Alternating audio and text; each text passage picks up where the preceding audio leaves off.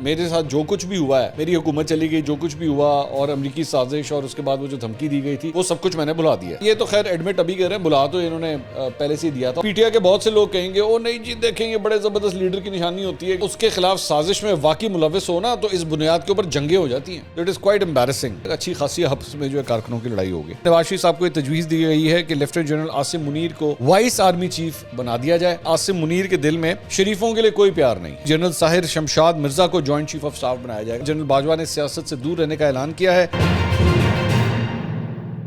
السلام علیکم ناظرین, میں ہوں منصور علی خان. اپنے ڈیجیٹل چینل کے اوپر آپ کو خوش آمدید کہوں گا. ناظرین, پچھلے 24 گھنٹے کے اندر جو ڈیولپمنٹس ہوئی ہیں اس کے اوپر بات کریں گے, لیکن ساتھ ہی ساتھ عمران خان صاحب کا فائنینشیل ٹائمز کو دیا ہوا جو انٹرویو ہے وہ اس وقت پورے سوشل میڈیا کی زینت بنا ہوا ہے, جس کے اندر عمران خان صاحب نے امریکہ کے حوالے سے امریکی سازش اور وہ جو سارا معاملہ سٹارٹ ہوا تھا اس حوالے سے ایک دوسرا اینگل دیا ہے اور وہ کافی زیر بحث ہے.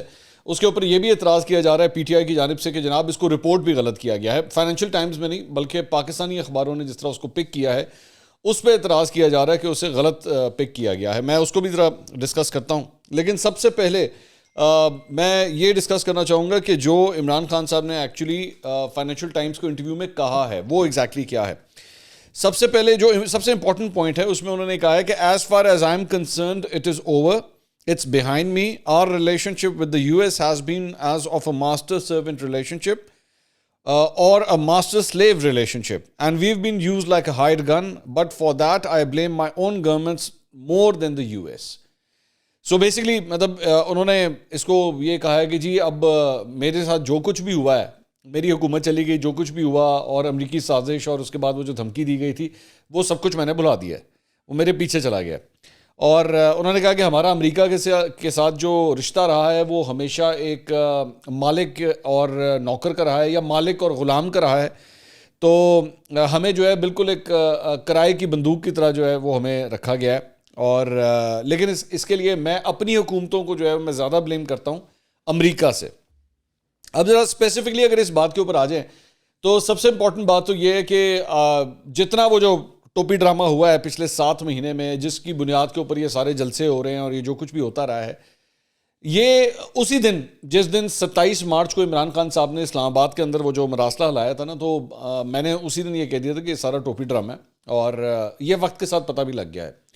مطلب آپ کے لیڈر کو, پی ٹی آئی کے لیڈر کو جو ہے وہ صرف 7 مہینے لگے ہیں, 7 مہینے کے بعد وہ یہ کہہ رہا ہے کہ جناب what ever has been done I am concerned it is over. انہیں بلاتا ہے, آپ بلا, یہ تو خیر ایڈمٹ ابھی کر رہے ہیں, بلا تو انہوں نے پہلے سے ہی دیا تھا. اور میرے خیال میں جتنی ان کی آڈیوز آ چکی ہیں اس آڈیو سے بھی پتہ لگ رہا تھا کہ انہوں نے کس طرح پی ٹی آئی کے فالوورز کو جو ہے اس کی اسپون فیڈنگ کرنی ہے, ان کو یہ پٹی پڑھانی ہے. اس میں کوئی دو رائے نہیں ہے, مطلب یہ بالکل عیاں چیز ہے یہ.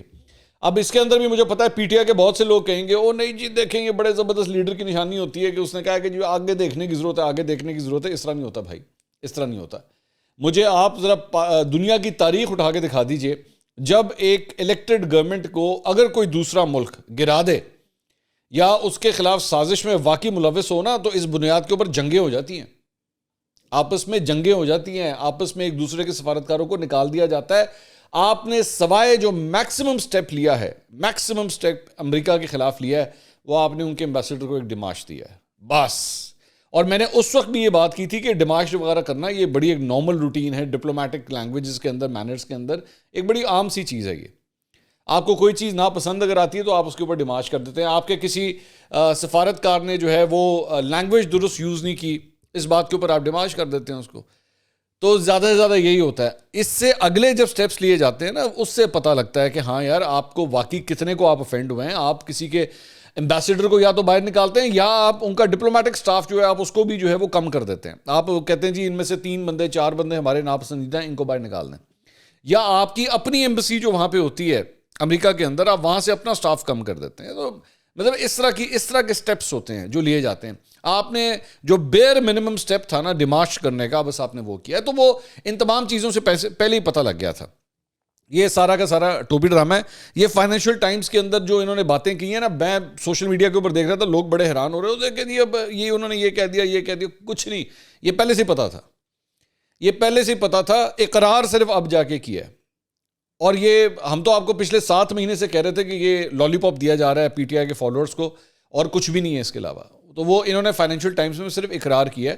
تو برائے مہربانی اگر آپ کا لیڈر اب جو ہے وہ جو مطلب نکل گیا ہے نا, وہ اپنے منہ سے کہتا ہے جی اٹ از بیہائنڈ می, تو آپ کو پہلے ہی آپ کو تو ویسے ہی جلسوں میں منع کر دیا ہے نا کہ آپ نے امریکہ مرد آباد کے نعرے نہیں لگانے, اور امریکہ کا جو یار ہے غدار ہے.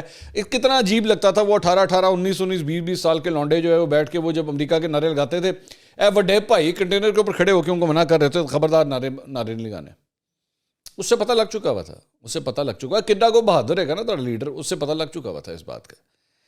اس کے علاوہ جو مزید اس کے اوپر جو بات ہوئی وہ انہوں نے کہا کہ جی دوبارہ اگر وزیر اعظم بنا تو امریکہ سے اچھے تعلقات رکھنا چاہتا ہوں. ماضی میں واشنگٹن سے ہمارا رشتہ ہمیشہ آقا اور غلام کا رہا ہے. روس کے یوکرین پر حملے سے ایک روز قبل دورہ ماسکو شرمندگی کا باعث بنا, اور انہوں نے اس بات کا اقرار کیا کہ ان کا یہ دورہ جو ہے وہ غلطی تھی, ان کو نہیں کرنا چاہیے تھا. ماضی میں فوج نے خود مختار اداروں کو کمزور کیا اور شریف خاندان جیسے سیاسی خاندانوں کے ساتھ مل کر ایسا کام کیا جیسے وہ قانون سے بالاتر ہوں. فوج نے جو ہے وہ صرف شریف خاندانوں کے ساتھ نہیں, آپ کے ساتھ مل کے بھی جو ہے آپ کو پروموٹ کیا ہے. یہ بھی ایک حقیقت ہے, اس کو بھی ایکسیپٹ کیجئے. آپ نے ماننا تو ہے نہیں آبویسلی.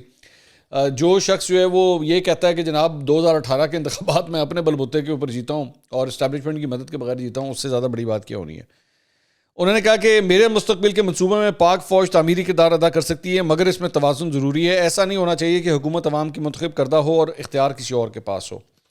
اچھا, یہ بیسکلی لب لباب اس ساری چیز کا یہ تھا. لیکن اس کے اندر ایک چیز میں شو کرنا چاہ رہا ہوں.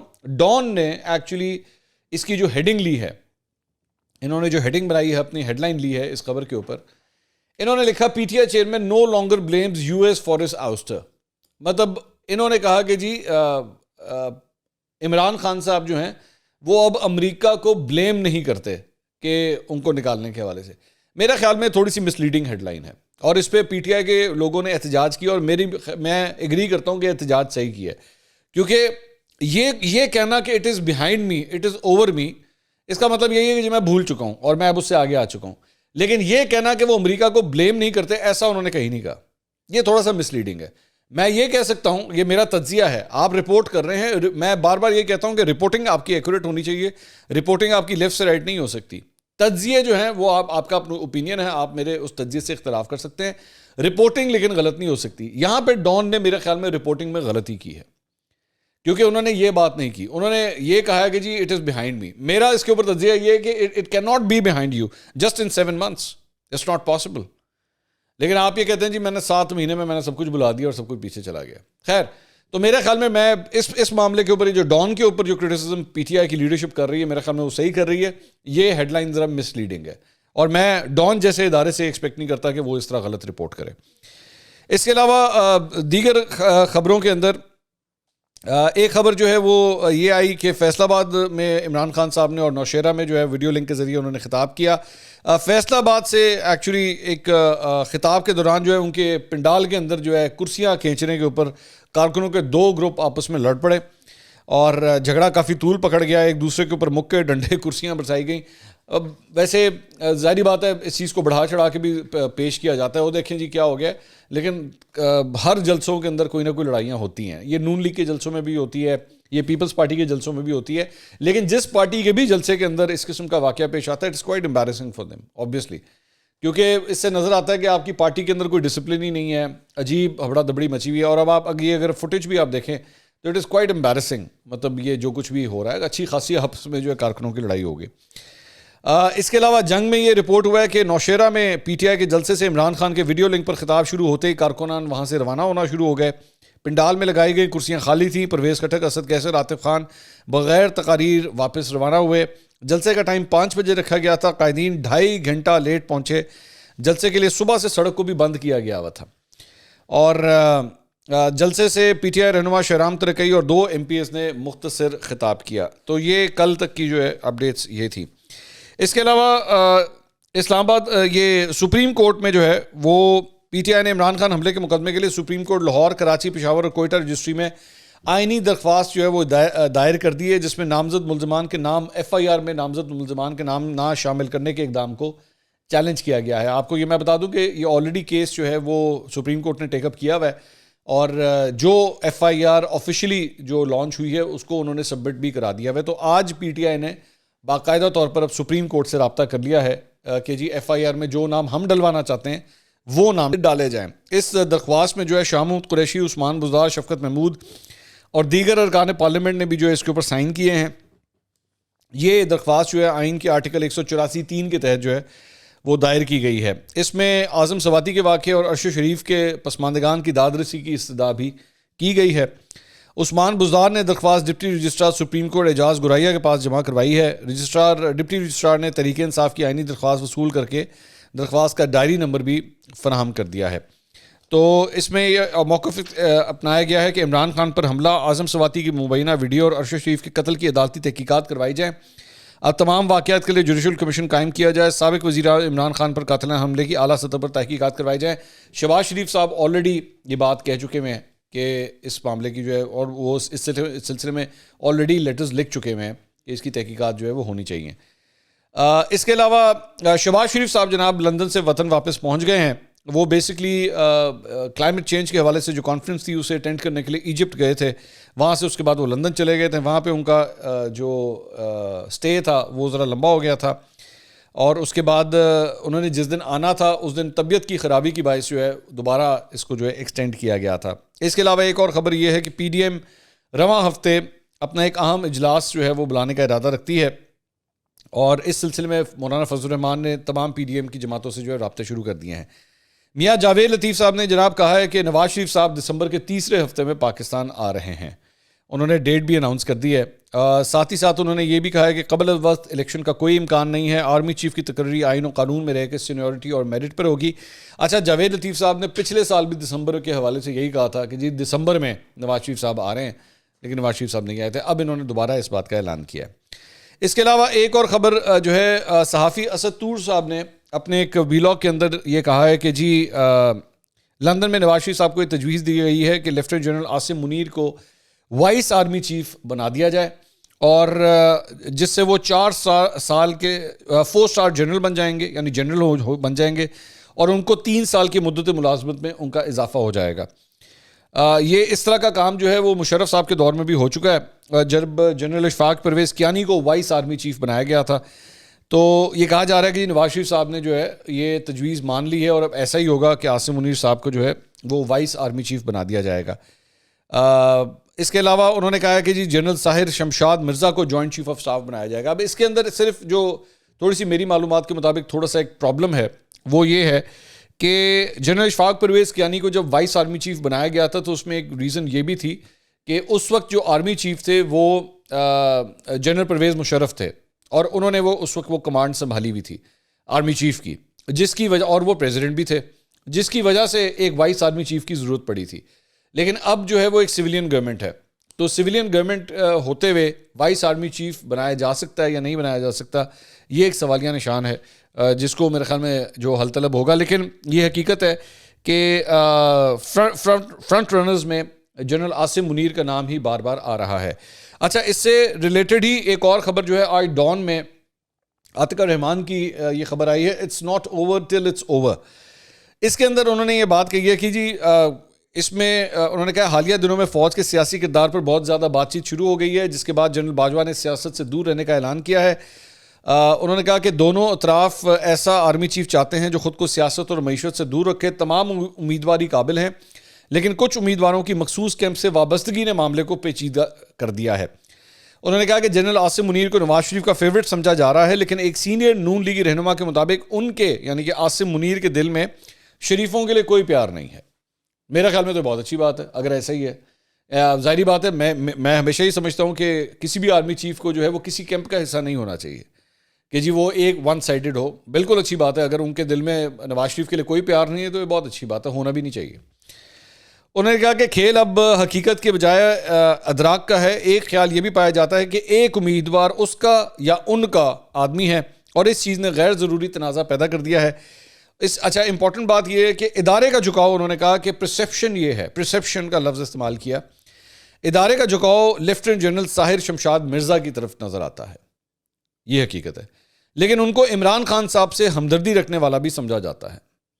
اور میری اپنی, اب یہ میں اس میں صرف انکلوڈ کر رہا ہوں کہ میری اپنی جو چند سورسز سے بات ہوئی, انہوں نے یہ کہا کہ ساحر شمشاد مرزا کے حوالے سے جو موجودہ حکومت ہے نون لیگ کے چند رہنما جو ہے وہ کمفرٹیبل بھی نہیں ہے. یہ میں آپ کو خود رپورٹ کر رہا ہوں.